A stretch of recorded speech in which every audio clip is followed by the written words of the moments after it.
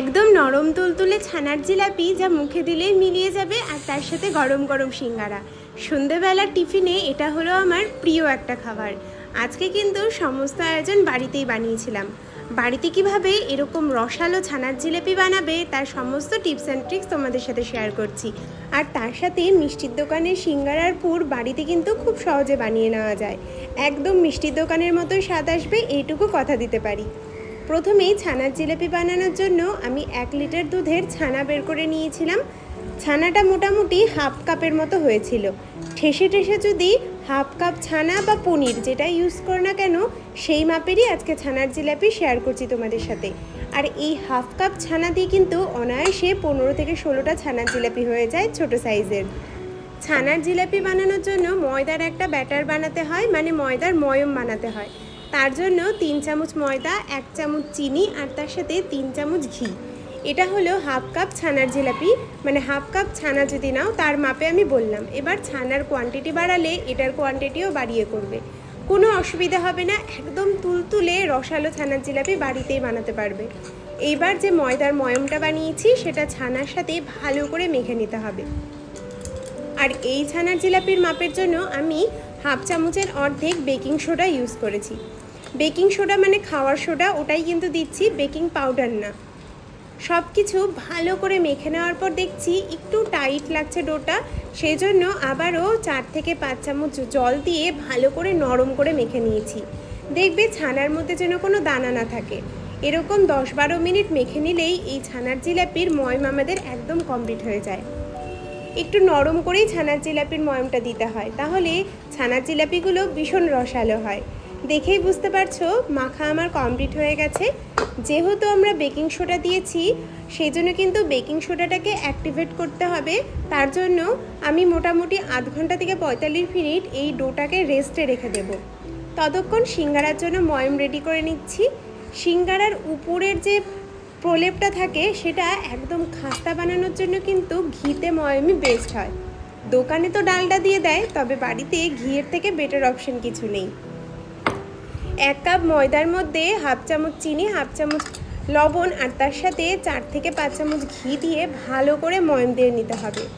রুটির থেকে একটু শক্ত করে ডোটা মেখে এটাকেও আধ ঘন্টা রেস্টে রেখে দেবে।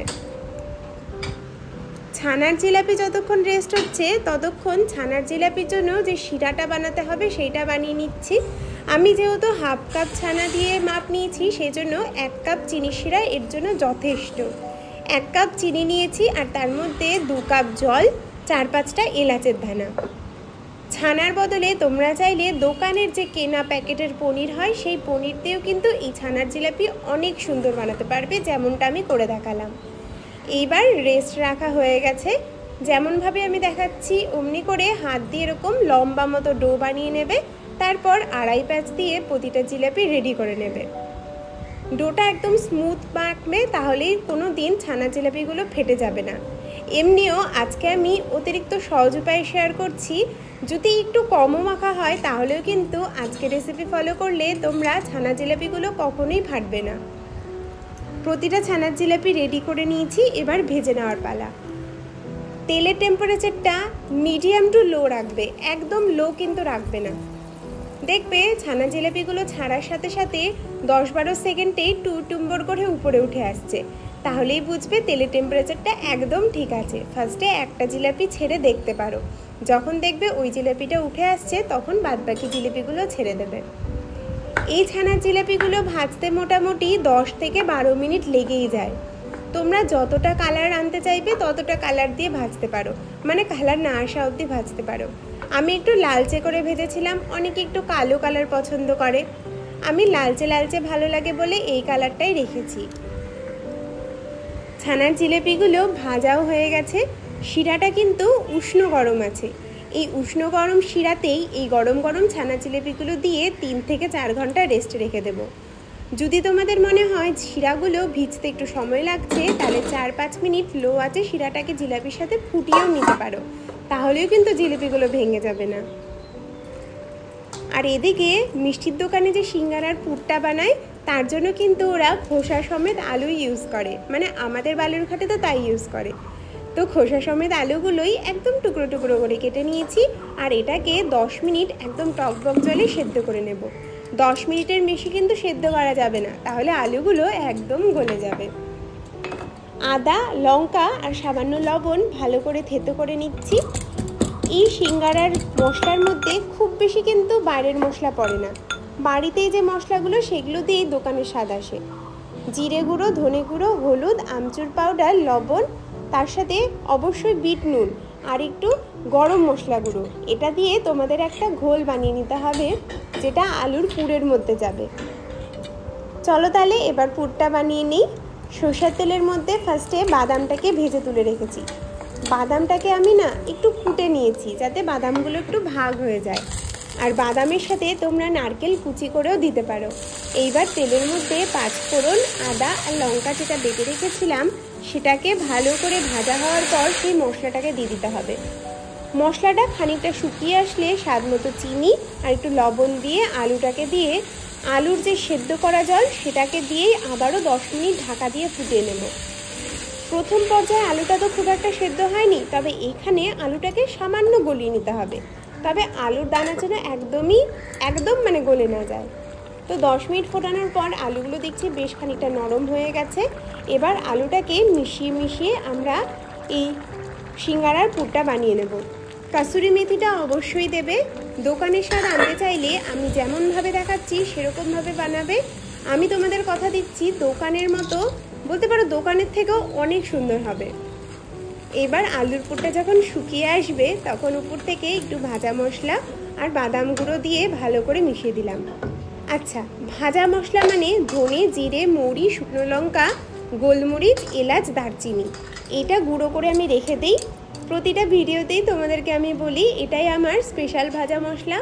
যে কোনো তরকারিতে আমি এই ভাজা মশলাটাই ইউজ করি, তো তোমরাও কিন্তু এটা বানিয়ে রাখতে পারো। এইবার সিঙ্গারা মণ্ডগুলো বেলে ভালো করে পুর দিয়ে সিঙ্গারা শেপ দেওয়ার পালা।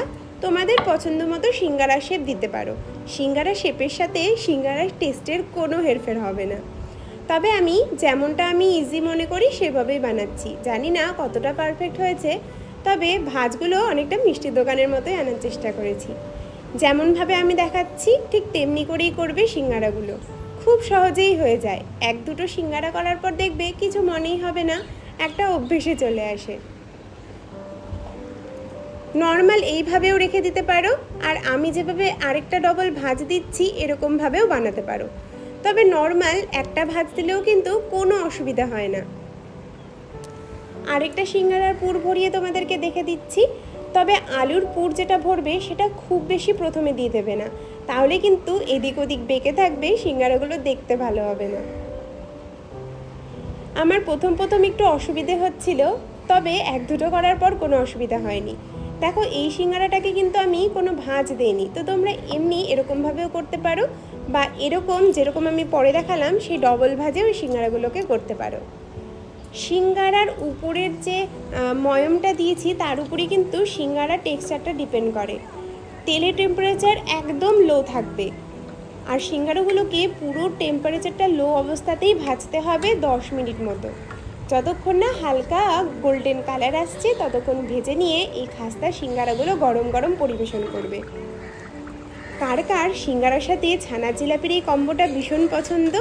মিষ্টির দোকানে গেলেই গোল গোল টইটুম্বর ছানার জিলাপি দেখে কিন্তু লোভ সামলানো যায় না, আর তার সাথে এই গরম গরম সিঙ্গারার পর যখন মিষ্টির স্বাদ আসে তখন তো সেই আলাদাই একটা ব্যাপার। আমাদের বালুরঘাটে ছানার জিলাপি ভীষণ বিখ্যাত। তবে এইভাবে ছানার জিলাপি বানালে ঘরের তৈরি ছানার জিলাপির স্বাদ কিন্তু অনেক বেশি ভালো হয়। জিলিপিগুলো রসে দেওয়ার পর দেখেছে তো কতটা টইটুম্বর হয়ে গেছে, কালারটাও কি সুন্দর এসেছে, পুরো তুলতুলে জিলিপিগুলো হয়েছিল। একবার এই রেসিপি ফলো করে অবশ্যই বানিয়ে দেখো, কোনো দিন ফেল হবে না, না ফেটে যাবে জিলিপি, না তেলের মধ্যে কোনো অসুবিধা হবে বা লেগে যাবে। আমি যেভাবে বলেছি মাপগুলো ঠিক তেমনি করে বানাবে, একদম পারফেক্ট জিলাপি হবে। তোমাদেরকে একটা জিলিপি ভেঙে দেখিয়ে দেব কতটা টুলটুলে হয়েছিল। সিঙ্গারাগুলো একদম দারুণ ভাজা হয়েছে। বিকেলবেলা এটা ছিল আমাদের একটা ছোটোখাটো স্ন্যাক্স, আর ওর অফিসেরও কিছু কলিগদের নেমন্তন্ন ছিল, তো তাদের জন্যও করেছিলাম। কেমন লাগলো আজকের এই স্ন্যাক্সের রেসিপি অবশ্যই জানিও। অনেক দিন পর একটা মিষ্টি রেসিপি শেয়ার করছি। সত্যি খুব ভালো লাগছে, মিষ্টি এত খেতে ভালোবাসি। আর জিলিপিগুলো দেখেছো তো কতটা তুলতুলে হয়েছিল, রসে কিন্তু ভরে টইটুম্বর। যারা যারা মিষ্টি খেতে ভালোবাসো তাদের জিভে জল আসতে বাধ্য, এইটুকু বলতে পারি।